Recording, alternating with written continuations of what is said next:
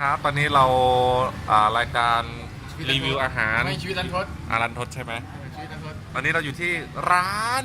ร้านก๋วยเตี๋ยวเรือ เราได้เดินเรือฮ่า เดี๋ยวคลิปนั้นมาใส่ก็ได้ นี่คือเมนูอาหารนะฮะก็คือจะเป็นอย่างนี้เอาเมนูอาหารมาดิ เมนูอาหารมาแล้วครับผมนี่ครับเมนูอาหาร เนี่ยวันนี้ก็นี่คือจะเป็นใบสั่งอาหารนะเขาจะให้เราติ๊กนะฮะซึ่งพวกผมสั่งอันนี้ไปสั่งอะไรไปนะ บูสวอเตอร์ ผมสั่งบะหมี่น้ำตก ส่วนภูริศสั่งเลยนะ เส้นใหญ่ เส้นใหญ่ เส้นใหญ่น้ำตก ซึ่งธรรมดา15 บาทพิเศษ30 บาท แต่สิ่งที่ผมสั่งผมอยากสั่ง15แต่มันไม่มี แล้วสั่งอย่างหนึ่งลวกจิ้มเป็นเมนูแนะนำที่เขา ล แนะ วกอะไร นำ นะ ลวกจิ้ม โอเค อย่าอ่านผิด มันจะมี ไม่บอกว่ากูสั่งอะไรบ้างเหรอ ชามะนาวเก๊กฮวยโอเลี้ยงน้ำบัดลมซึ่งเป็นน้ำดื่มของที่นี่นะฮะส่วน ซามะนาวครับซามะนาว ชามะนาว ซามะนาว แล้วน้ำเปล่าส่วนท่านนิวเราก็สั่งมีขาวน้ำตกมีขาวน้ำใสนะฮะมันเอามากินกันกลายเป็นน้ำขุ่น โอ้ยแค่พุ่งแล้วอยากกินหลายแบบ กินหลายแบบด้วยเป็นร้านก๋วยเตี๋ยวร้านนี้อยู่แถวไหนนะ เดี๋ยวทำไงวะ ชื่อโรงเรียนอะไรด้วยชื่อวิทยาอะไร แล้วระหว่าง วิทยาชีพ ระหว่างวิทยาชีพกับโรงเรียนหมากแข้งนะครับผมของตอนอุดรธานีครับ ตรงแถวคอนโดครับ คอนโดเหรอฮะคอนโดแถวสี่แยกหมากแข้งสามแยกมันมีสามแยก มีแค่สามไม่บอกสี่ไม่รู้ไปโรงเรียนอ่ะ มันจะอยู่ตรงหัวมุมนะฮะตรงทางด้านหลังทางรถวิ่งเข้าไปที่ถนนอุดรพิทยานุกูล ครับ นี่เรามาทำรายการอะไรกันแน่ ชีวิตรันทดชีวิตรันทดเพราะมันถูกไงราคา30 เองชีวิตรันทด ชีวิตรันทดตอนนี้ก็ขอพักไปเท่านี้ก่อน แล้วเราจะมาถ่ายกันอีกที มันพาไปที่อาหารตัดแยบเอ้ยกูลืมถ่ายถั่วงอก ถั่วงอก ปลูกถั่วเขียวได้ถั่วงอกรสชาติถั่วงอกเป็นไงบ้างครับ เข้มดีครับ นี่สิ่งแรกของเรามาแล้ว อะไรนะลวก ลวกติ้ม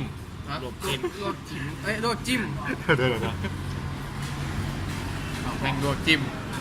อันนี้ไม่งอกจิ้ม อ่ะ งอกจิ้ม กินไปแล้วเป็นไงบ้าง ง ครั อบ กจิ้ม น้ำจิ้มก็จะออกเผ็ดๆเหมือนน้ำจิ้มหมูย่างนะครับ ย่างย่างเป็นไงวะ มันเดินไง อ๋อหมูย่างย่างหนอเมื่อยหนอร้อนหนอ ปวดขาหนอ สุกหนอ ลองกินดูบ้าง กูอยากกินไอ้เนี่ยแต่ไม่มีช้อนซ่อม กินไหนอ่ะ ความฉลาด กระเทียมเอากระเทียมมาให้ดิเฮ้ยเดี๋ยวใจเย็นแม่งไม่เอาให้กูด้วยขี้งกเอ้ย เฮ้ย ไปให้กูรีวิวก่อนดิรีบเหรอ ให้กล้องกินก่อน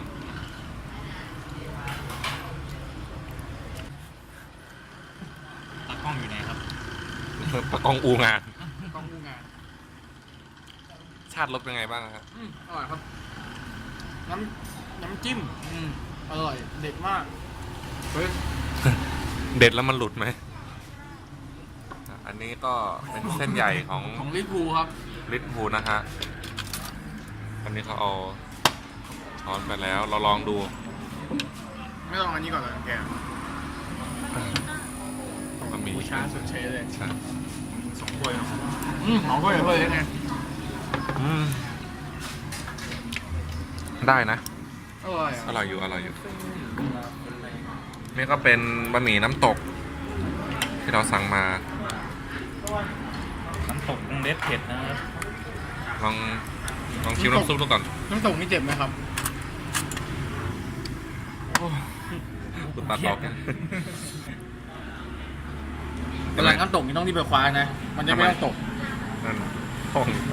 คนละตก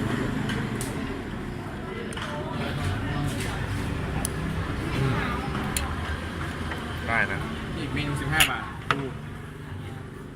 นี่คือเมนู15 บาทเรามาเทียบกันนะครับ รออีกถ้วยก่อน แต่ถ้าเราสั่ง15 บาท2 อันถือว่าได้เยอะกว่านี้นะ ใช่ ได้เยอะกว่า ไปสั่งนอกไม่ใช่ เดี๋ แต่ ยว เมนูแกมีแต่30 บาทไง ใช่ลองชิมอันนี้ ถ้าใครชอบกินเผ็ดก็อาจจะไม่ถูกปากแต่สามารถบอกเขาได้ว่าจะไม่กินเผ็ด เช่นผม นะฮะอันนี้คือถ้วยแบบไม่เผ็ดส่วนอันนี้จะเป็นเผ็ดฮะ เราช้อนอยู่ไหนวะ อยู่ในนี้ลองผู้ที่ลองกินดูเลยครับเป็นยังไงบ้างครับ รสชาติก็ออกเผ็ดมากหน่อย แต่ว่าไม่ใช่เผ็ดแบบขมนะ จะเป็นเผ็ดแบบธรรมดาไม่ได้เผ็ดมากเลยเป็นพริกบดธรรมดา กินแบบไม่ดีรอใครเลยดูชิมแล้วจะรีวิวแล้วแบบไม่ปรุงด้วยเป็นไงล่ะ กินดูไม่ปรุงนะไม่ปรุงแหมแม่ง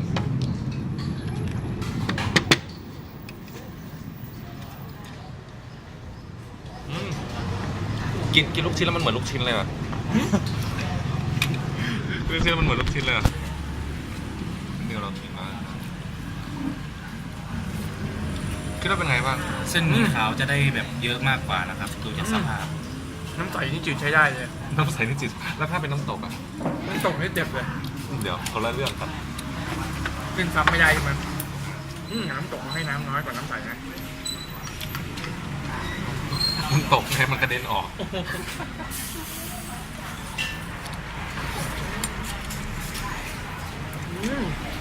คุณฤทธิ์ดื่มน้ำฮะรสชาติของน้ำที่นี่เป็นไงบ้างครับ เหมือนน้ำโรงเรียนครับ